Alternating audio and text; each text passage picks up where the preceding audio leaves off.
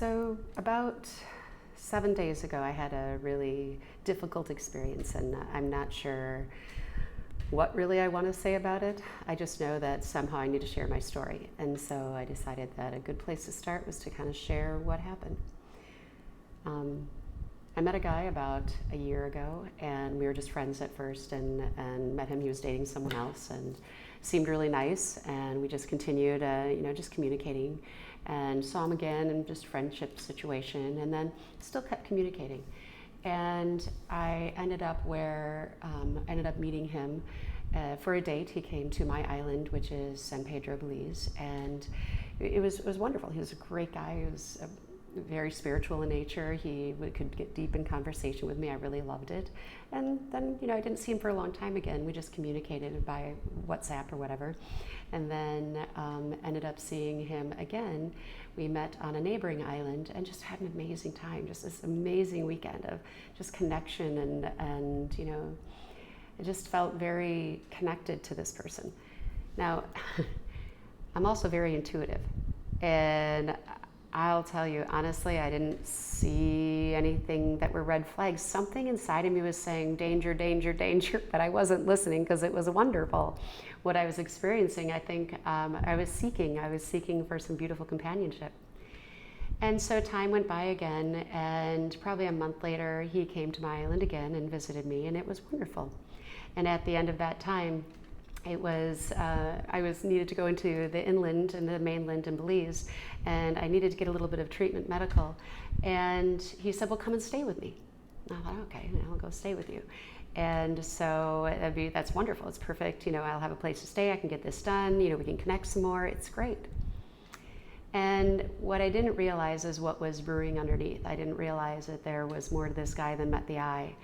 And one of the things that's interesting is that he always wanted me to pay for everything. And he'd say, I'm going to take you out for a really great meal tonight. I'm like, oh, wonderful. And then he'd stick me with a check, and I'd be like, hey, wait a minute. There's a little bit of an imbalance. Or let's go to breakfast. And then, oh, I forgot my wallet. And so I really just was having these red flags where I was like, this is not a balanced relationship. Something doesn't feel right. Now, I'm going to back it up a little bit. Right before I left, I had some intuition that said something's not right.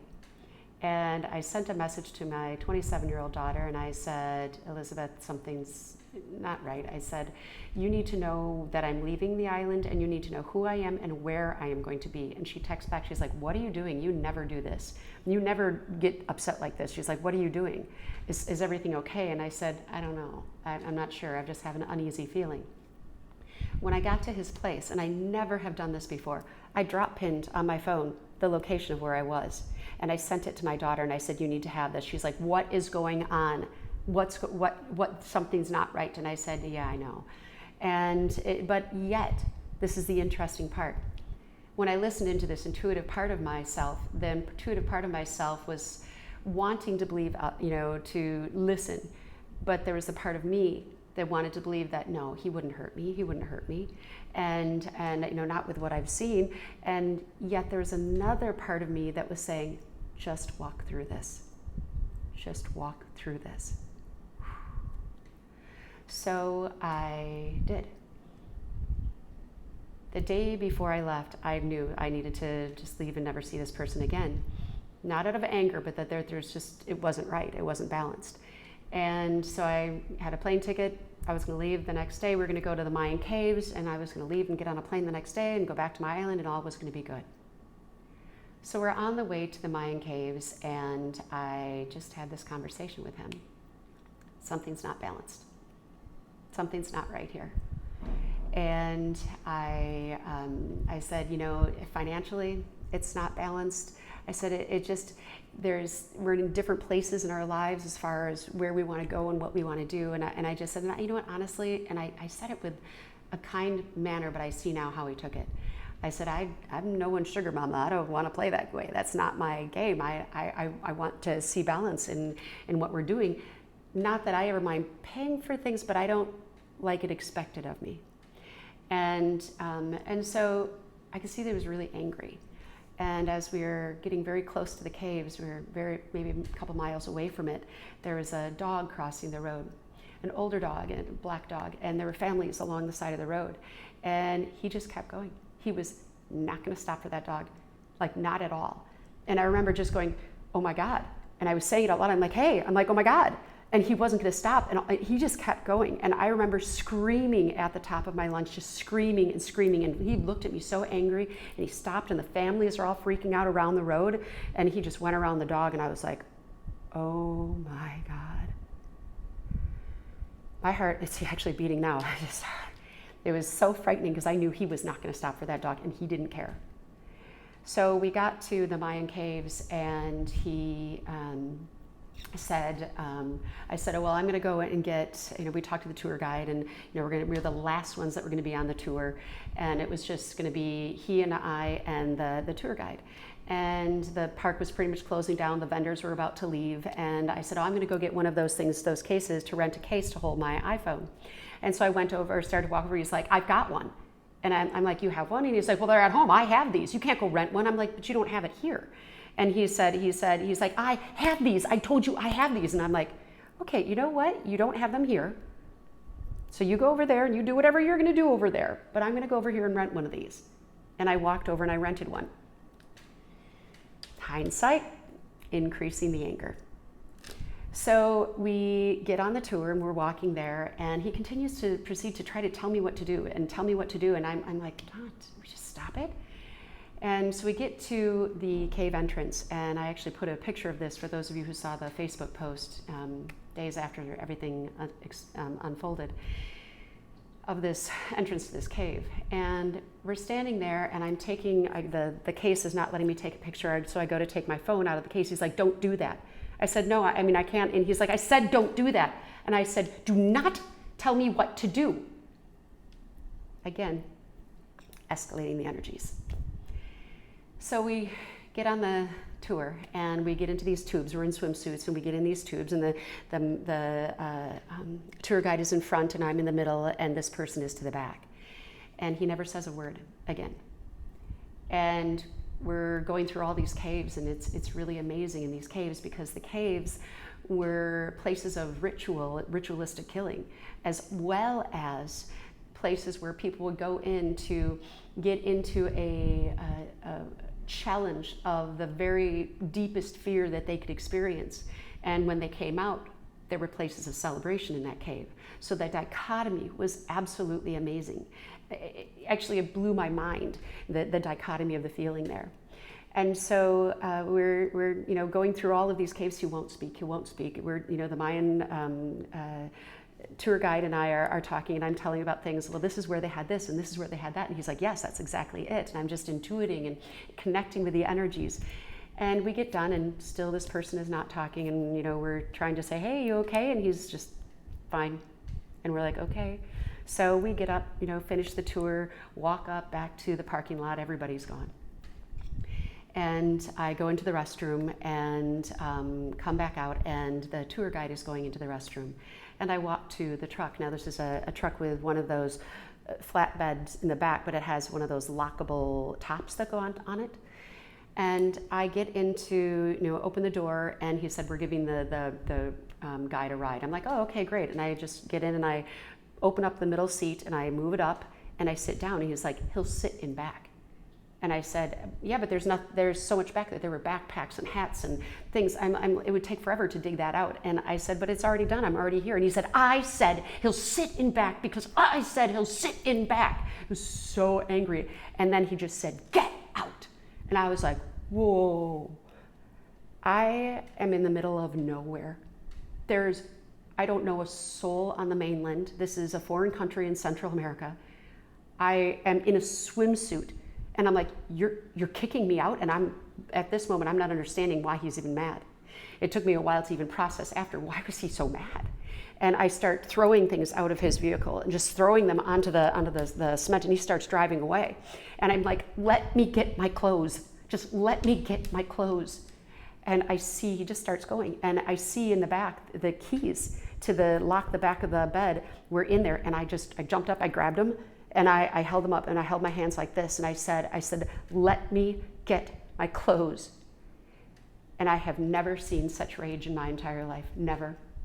he came tearing at me, and I started screaming because I saw the look in his eyes, and he grabbed me, and he just, he just pulled like this, and then he started punching me. And this is when, I didn't know this, but the tour guide started coming out of the bathroom, and he was, punched me in the face, and I had defense wounds. I think, well, you can still see one right here, and there you can see some remnants here, but not much. But just blocking and things like that. And eventually he threw me to the ground and took his foot, and he tried to crack my head. And so there were, I can only say thank God he was wearing swim shoes, because I know that there would have been a lot of damage. There was some pretty significant marks and swelling on my face for a while, but it's gone now. And so he started screaming obscenities about me and obscenities about privileged white women, and you're throwing your little white woman tantrum, and he was clearly angry against white women and angry against me, and he took off. And from that moment, people came over and they just tried to help me, and I entered the very strange process of dealing with a foreign country police system, hospital system, American embassy, and how you actually get protection in a foreign country, which is nothing like the States at all. So there's some big things that I want to share about this. I'm going to do a few different videos of experiences that I've gone through and revelations that I've had, because there have been so many questions. But what I can tell you is that I am stronger than ever, and I don't regret this situation. After I got back to my island, I did a meditation. And in that meditation, I really saw some things inside of me. I asked, why did I bring this experience to me? Why was I drawn to that man? Why did that happen? And I really saw that there was some anger and resentment inside of me, anger and resentment toward men. And I went into in this meditation, I'm seeing all these experiences time after time after time after time after time, where men were unkind or unfaithful or rejecting or belittling or controlling or even abusive. And I really just, I'd never had anyone hit me before. I've had verbal abuse, but never anything like this before. And it was tremendous. And so what I'd like to read for you now at the end of this video is the writing that I did about the meditation that I had. I'm standing on the shore before the entrance to the ancient Mayan caves. I'm watching the glowing green and blue waters flow into the entrance. It looks like glistening ice, but in truth it's warm and inviting. My male companion and I are about to go on a tour of the Mayan caves that were used for rituals, ceremonies, and tests of inner strength and resilience. Mesmerized by the icy warm water, I can feel the contrast of the two presences beside me. To my left is our tour guide. His energy is that of a kind, gentle man, spiritual in nature, sensitive and wise. And to my right is the energy of the male companion, forceful, strong, domineering, and what I don't know at the time is also angry and violent. What I don't know is that in less than an hour he would beat me and leave me stranded alone in an unfamiliar place. I can feel them distinctly, and I can still feel them distinctly. The dichotomy of the energy we all have the potential to hold within. I can feel my dislike of my companion's energy. I've known that before. It's taken my power, it's belittled me, it's hurt me, it's rejected me, it's created a split in my own energies. It has created, I have created anger and resentment toward men. Men are unsafe, hurtful, and vile. And yet I'm drawn to them, desperately wanting them to show me that they are not. I do not realize yet that this is of my own creation. I stand, feeling who I am amongst these two energies. I sense my scared child, my wise woman, my tender, sensitive nature, and my anger. That anger is a dark, visceral presence, and I can feel it now. It hurts. I stand in the truth that I have given my power away to both of these energies. I stand in inner strength and solitude. I feel the beauty that I have within, outside of any man. It doesn't matter if that man is beautiful or if that man is violent. I am beautiful. I feel the goddess radiance that doesn't look to the left and it doesn't look to the right. It looks above and it looks within. I see before me a door. This door is to take me to who I truly am. Together, the male energy to my left and the male energy to my right walk with me toward the door in perfect synchronicity. Our movements are timed with unearthly precision. As we begin to walk through the door, I stop and I walk alone. I leave both the beautiful, sensitive, and the forceful, dominant male energies behind. I walk alone into the realization that I am not of either. I exist amongst them. I walk through this door and my anger sheds and my wounds heal. He may beat me, but he will not harm me. He can love me, but he cannot be my happiness. He can exist alongside of me in the form and energy that he chooses, but I choose beauty, and beauty does not hold the stain of anger. Beauty holds love. I am love. I love. I radiate love. I am my own power, and I am whole. And that's the meditation that I had the day that I got back on the island, and literally was taken to the entrance of that cave where I watched all this unfold, and I watched inside of me that if I'm holding this anger toward men and I'm holding anger toward masculine energy, we all have the capacity for both. We have the capacity for all this beautiful and evil. I can't do good work. I can't be whole. I can't be who I am. I can't radiate beauty. And so I needed to learn forgiveness.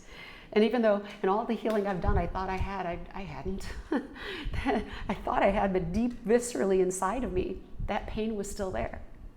So a lot of people ask me, why didn't you see this coming? Why would you, of all people, walk into this? Well, I think I needed to. I think that it was perfect. I think that this was a very dramatic, very painful way for me to see something deep and visceral inside of me that needed to release. But it also brought me into strength. There's more that I'll share about this experience, but I want to leave you with this one thought. What I came most away with from this experience is this: I don't resent what happened. I'm not a victim. And you can hurt this body any way you want.